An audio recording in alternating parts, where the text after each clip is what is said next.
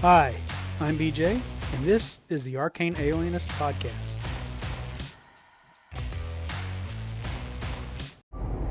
Hey BJ, Jason here. Just listened to your latest episode. Great job. You know, it's interesting. I've got a bunch of old books. But, you talked about wanting to collect all the AD&D stuff.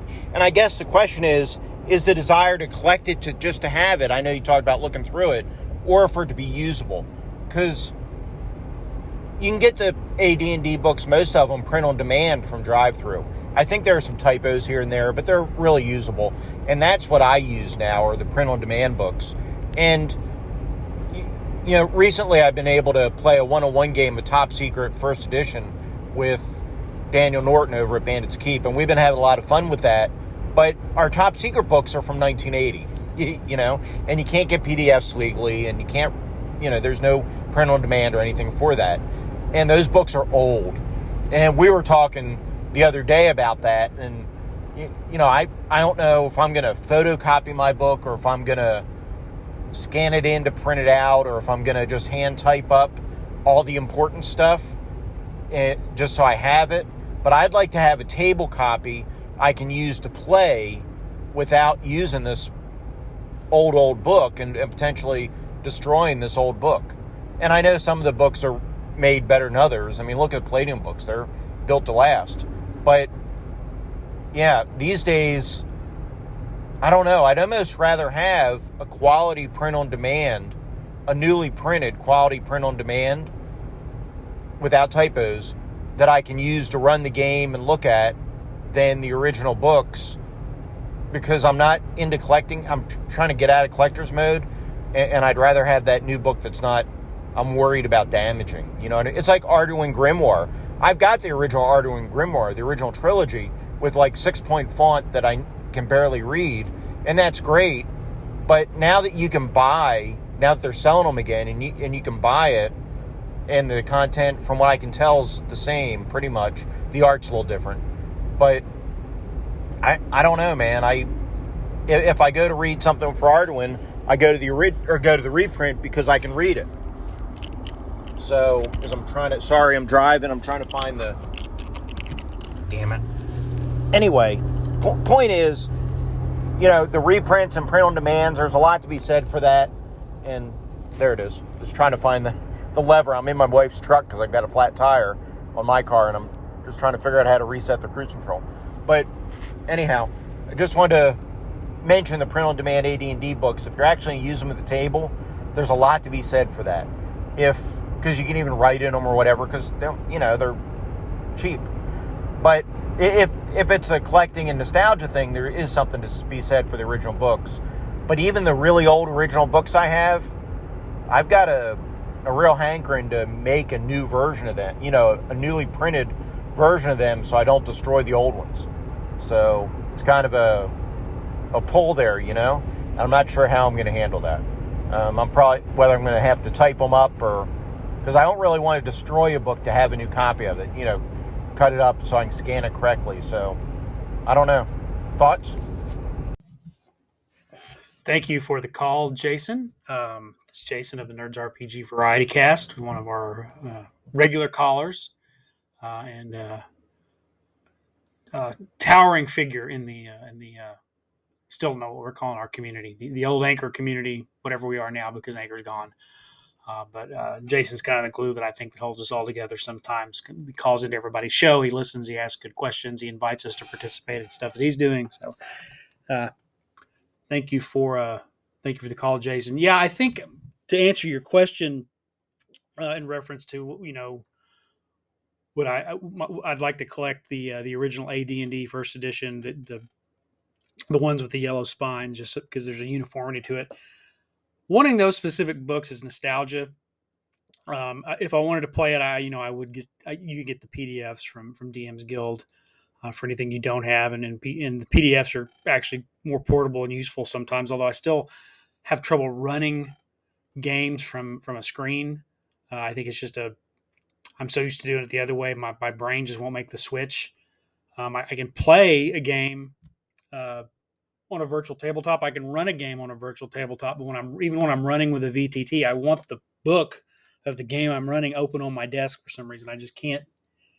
I've gotten so efficient over the years at looking through books to do things. I can't make the switch to the digital book.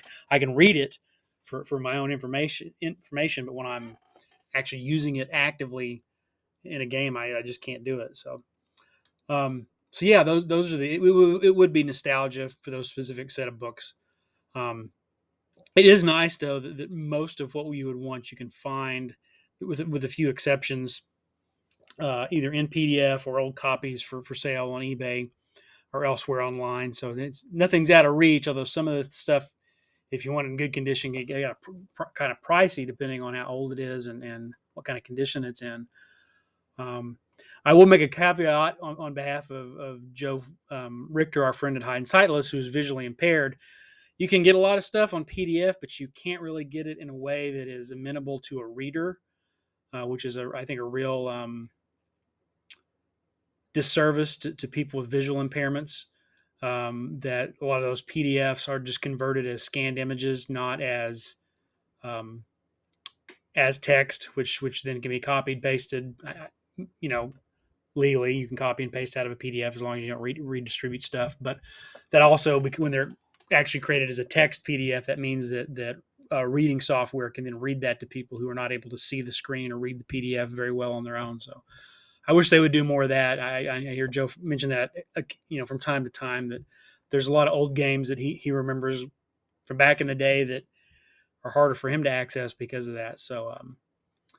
But hey, maybe eventually we'll come up with the right kind of software that can even take those image scan PDFs, because I know some of those, that's the only thing available.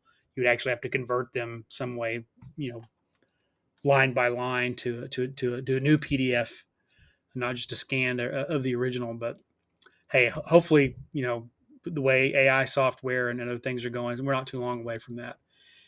Anyway, thank you again for the call, Jason. Also looking as I've inserted this call back into, again, another pre-recorded episode for 24 and 25 days, 24 and 25. I went through some unplayed RPGs that are sitting around on my shelf.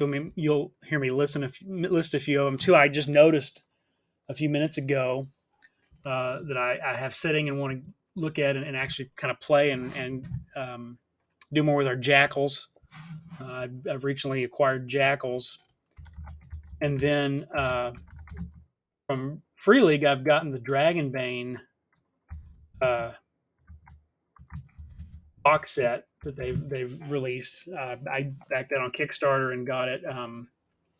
That's actually a European game. It's the classic Swedish RPG, but they've sort of updated it and then published it and have published an English language version from Free League.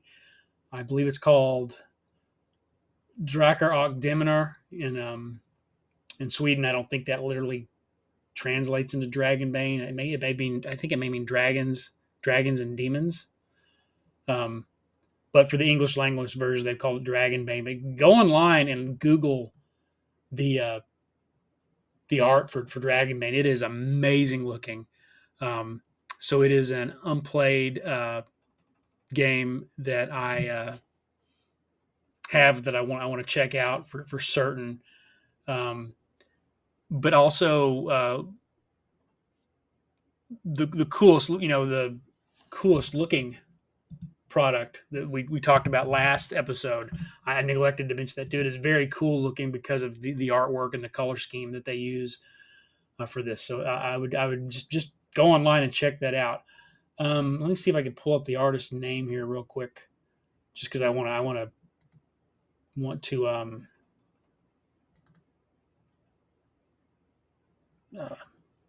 give him credit where credit is due.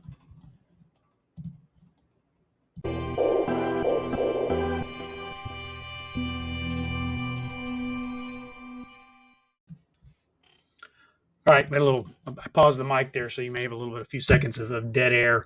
But the artist's name is Johan Egerkrans. I'll put something in the show description because it really just is amazing looking artwork. It captured my eye immediately, and I thought that could be the worst role playing game ever created. But I want a copy of that just to be able to look at the art. But it looks like it's a pretty cool game. So check that out. And now we will turn over to our pre-recorded episode for the rest of days 24 and 25 of RPG A Day 2023. Thanks. Hi, everybody. It's RPG A Day 2023 again. We're up to day 24 and 25. I recorded this entire segment with my microphone turned off, and now I'm having to re-record it. So anyway, let's dive into it here. The prompt for day 24 is it says complex/simple RPG you play. So I'm assuming that's, I don't know if that's a choice of pick either complex or simple or give an example of each. I'll give an example of each. The most complex RPG that I currently play is probably Pathfinder Second Edition.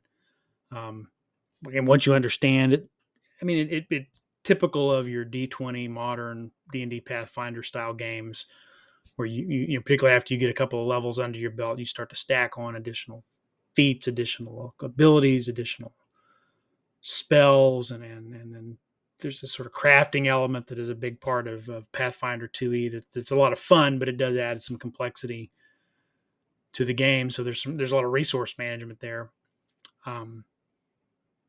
Again, once you kind of understand the game, it goes pretty well. But it is a complex game.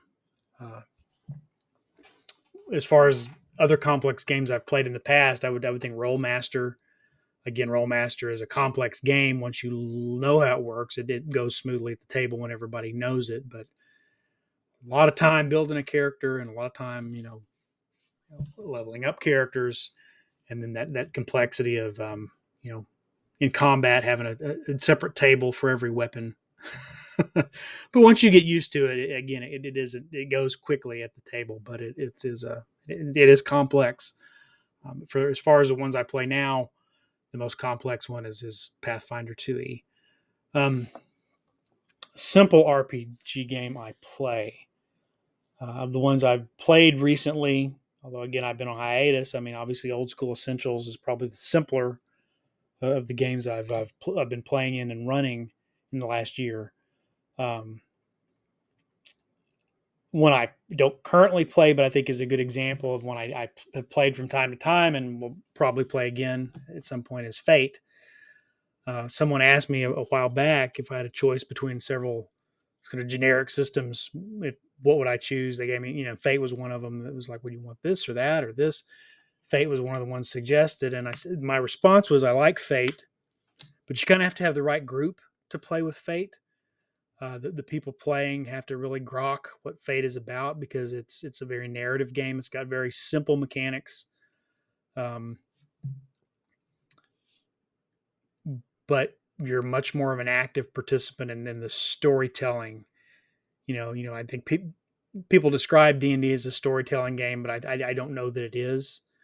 D&D is a tabletop role-playing game that there's a story about what happened after the game is over, that you can sort of create kind of a fictional narrative about, imagining it as being a fantasy novel or a comic book or a TV show. But in some ways, calling D&D a storytelling game is kind of like calling baseball a storytelling game. Baseball, you play baseball to play baseball. Now, after the game is over, there's a story about how the game unfolded and what happened. But it's the point of baseball is not to tell a story about a baseball game; it's to play baseball. And I think you could argue that for D&D, Pathfinder games like that, the point is not to create a story; it's to play the game. But you get some cool stories about what happened in the game. And I realize that's oversimplifying it because it is a game where you are role playing in a fictional setting. So it certainly creates a narrative in a way that other games don't. But Fate does create a narrative. That's I think the point of Fate is that it is a joint storytelling exercise, and the meta currency of the Fate points allows the players to introduce elements into the game. There just happens to be there just happens to be a pile of rubble over here that you didn't describe, the game master didn't describe the scene, but I can use that to hide behind or pick up a board and use it as an improvised weapon. The player has some capacity to do those sorts of things. to introduce elements to the game. So the player really has to understand how that's different from other types of tabletop role playing games, and how to use the fate points, the meta currency to make the system work. And I think because in Fate, you're you're as a group trying to create a certain tone, there's always a story with a certain genre and a certain themes and motifs, and the player really has to get it in quotes. They have to kind of understand how to put boundaries on themselves so that they can sort of stay in the groove. Um, it's like playing a little bit. It's like playing an ensemble music in a band. Everybody kind of has to play off of each other and kind of follow the pattern. Even when you look at freestyle jazz, they are aware of what one another are doing and are playing melodies, counter melodies, and it's not just a bunch of people making random noise. Even when it's improvised kind of jazz, there's a method to the madness, right? And that's what you have to do in Fate. Everybody has to kind of be vibing, on the same frequency to make it work. So you have to have players that can do that, and be really very much more active participants in what's going on than sometimes you can kind of play D&D on autopilot once you kind of know what your character can do for a little bit, much more than you can in a game like Fate. What are some unplayed RPG games? This is day 25 now. Unplayed RPG games you own. I got a stack of them around here. Just looking around the room, I see the Marvel Multiverse role-playing game. I have technically played it during the play test. We did an episode of Cerebrivore where we did a battle. I think I was playing Captain America and Carl was playing Black Panther. Carl Rodriguez and of GMologist Presents, and then Jason Conerly was running the game. And then we went through and made some characters, which we never actually played. But we did play the scenario again. I think we played through a scenario later that was sort of with the play test where it was. I think I played Wolverine, and another one of Groot. Another friend of ours played Groot, and we ran through the playtest scenario.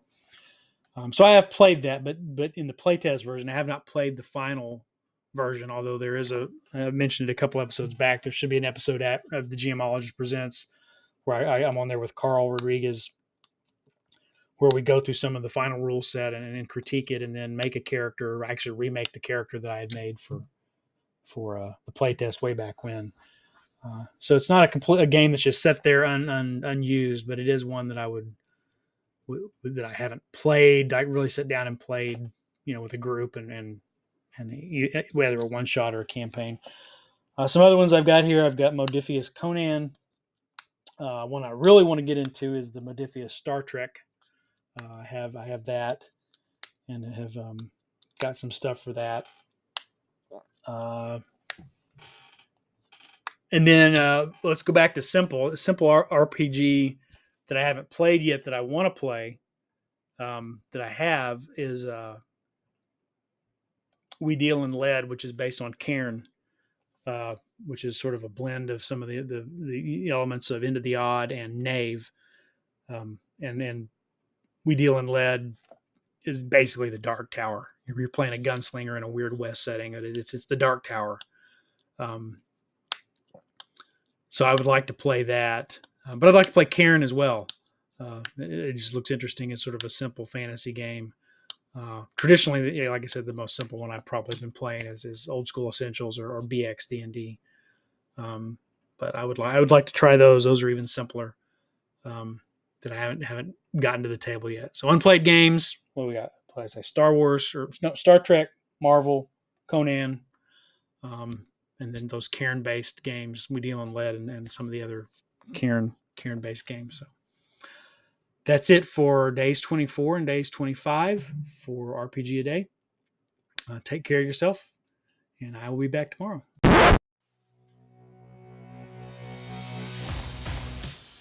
Thanks for listening to the Arcane Alienist podcast. The music you're hearing is Come and Get It by Scott Holmes Music. The cover art is by Dave Bone. Be sure to check out his stuff at ironseer.com. You can leave me a message. I have my SpeakPipe account linked to the show description. You can also send me an email at arcane.alienist@gmail.com. Just embed a voice memo, or I'll just read the text to your email during a future episode. Once again, thanks so much for listening.